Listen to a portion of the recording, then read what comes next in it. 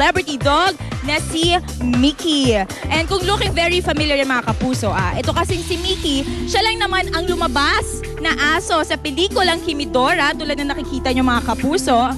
Ayan, di ba? At talaga namang napakaraming napabilib at nakyutan dito kay Mickey dyan sa pelikulang yan. Pero a little trivia lang mga kapuso.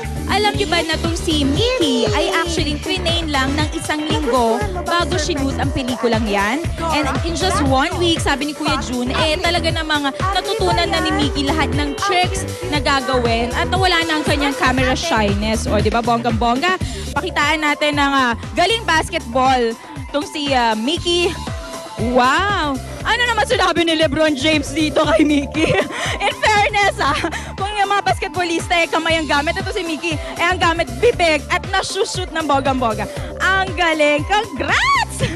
Ang galing-galing naman ni Mickey. Ito ang si Mickey daw, sabi ni Kuya Jun, ang kinakain lang ay gulay at dog food. At actually, ito ay tubong Pagsanhan, Laguna. O diba, talagang lahing Pinoy talaga ito si Mickey. Ay katatapos lang ni Mickey magpakita ng basket trick.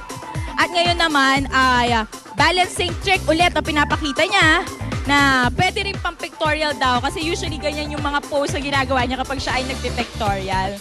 Ang galing! Pwede bang mag-smile din si Mickey dyan? Alright! Tapos ngayon, kung nakita nyo na ang galing nito si Mickey, syempre hindi naman magpapatalo ang isa pang Aspen dito sa aking tabi. Well, kung ito ay medyo familiar looking din, ito ay dahil sa pamangkin daw ito ng wonder dog na si Saver, na si Angela. O, diba? Ito si Angela, marami rin tricks na ipapakita sa atin this morning na inuumpisahan niya sa pagtawal.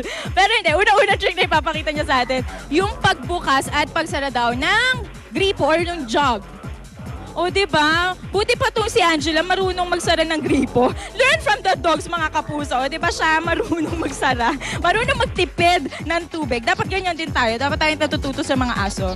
Alright. At ngayon, dahil nga tag-init, dahil summer, itong si Angela, feeling vain din. Kaya ayan, natuto rin maghilamos ng muka. Ako nga, minsan nakakalimutan ko maghilamos ng muka. But no, itong si Angela, kayang-kaya niya yan gawin. Ang galing. Pero I heard, tama ba, Sir Jun, na itong si Angela ay lumalabas sa iba't ibang commercials. In fact, sa POS, lumabas daw ito sa isang commercial nila. O pang-artistang level pala talaga ito si Angela. Sana marunong din siyang mag-act, no? Para mas masaya. Ay, marunong talaga siya mag-act. Wow! Sige, pakitaan natin. Ang galing! In fairness! Okay. Anong tawag sa trick na ganyan, kuya? Play dead, play dead. Meron siya, on cue siya na namamatay.